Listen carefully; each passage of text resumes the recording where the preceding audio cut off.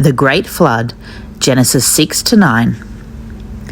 As the descendants of Adam and Eve increased in number, so that where there were tens, there were now thousands, the terrible results of man's knowledge of good and evil began to be felt.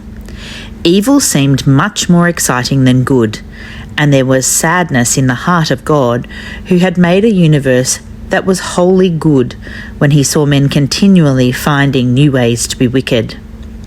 He was sorry that he had made man, and he decided that he would wipe the human race and all living creatures off the face of the earth by bringing a great flood upon it. But there was a man called Noah, who was the only one among all mankind who tried to live his life as God wanted. God decided to spare him and his family, and said to him, "The earth is full of wickedness and violence, and I have resolved to put an end to all that live upon it. Only you and your wife and your 3 sons, Shem, Ham, and Japheth, and their wives shall be saved. Build for yourselves an ark, a great ship of gopher wood, 300 cubits long, 50 cubits broad, and 30 cubits high. Make windows in it and a door in its side, and build it with 3 decks, each divided into compartments. When the time comes, you are to take into the ark 1 pair, male and female, of every beast, reptile and bird, except for those which are fit for human food, which are called clean. Of every one of these you are to take 7 pairs, together with enough food for them all. For I am going to send a flood of water over the whole earth to destroy everything that lives, except you and the creatures that are with you in the ark." Noah and his sons did as God commanded them, and began to build the great ship. How the men who lived round about must have laughed at them for working so hard and so long at a task which was apparently useless. But at last, after many months, the huge vessel was finished. And 7 days before God brought the flood upon the earth, he warned Noah to take his family into the ark and load it with all the creatures he had collected. At the end of the 7 days, God shut Noah into the ark just as it began to rain. Never had such rain been seen upon the earth. It was like great waterfalls pouring out of sluice gates in heaven. The waters of the oceans also rose, perhaps through volcanic action beneath the seabed, and colossal tidal waves overflowed the land, drowning and destroying everything in their path.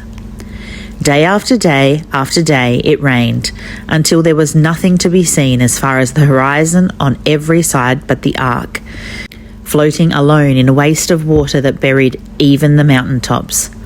Only Noah and his family and the living creatures with him survived. After many days the rain stopped. The seabed sank slowly back, draining the water from the land.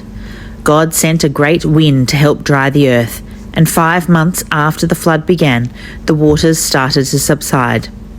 At last Noah felt the ark grate on solid ground, as it lurched and settled on Mount Ararat in the land of Armenia. But he did not yet dare try to disembark.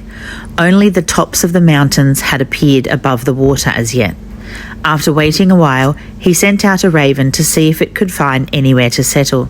It did not return, and a week later Noah sent out a dove. The bird flew back on the same day, for there was nowhere for it to rest dry-footed, and Noah knew that he still had to be patient. For another week he waited, then again sent out the dove. All day it was away, but when evening came it returned with a freshly plucked olive leaf in its beak. So Noah realized that small trees were showing above the surface of the water. 7 more days he waited and again sent out the dove. This time it did not return, and Noah knew that it was time to leave the ark. He opened the hatch, pushed away its covering, and looked out. As far as he could see in every direction, the ground was dry. Then God said to Noah, "Leave the ship with your family and let out all the creatures, so that they swarm on the earth and increase." God blessed Noah and his sons with almost the same blessing that he had given Adam. "Be fruitful and multiply, and refill the world with people. All living creatures will fear and dread you, and you shall have power over them. They shall be your food, as once I gave plants to feed you. The first thing Noah did on leaving the ark was to thank God by sacrificing to him some of the clean birds and animals of which he had taken 7 pairs into the ark.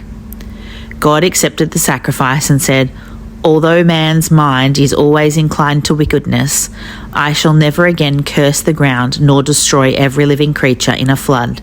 As a sign that I shall keep my promise, I shall set my rainbow in the clouds when I send them over the sky to remind me of the lasting agreement that I have made with every living creature upon the earth." Noah lived long enough after the flood to see his descendants peopling the earth with the ancestors of all the nations which lived in the lands known to the writers of the Bible. Among them was the father of the nation of Israel, Abram, a direct descendant of Shem, who was born 50 years before Noah died, in a city called Ur of the Chaldees.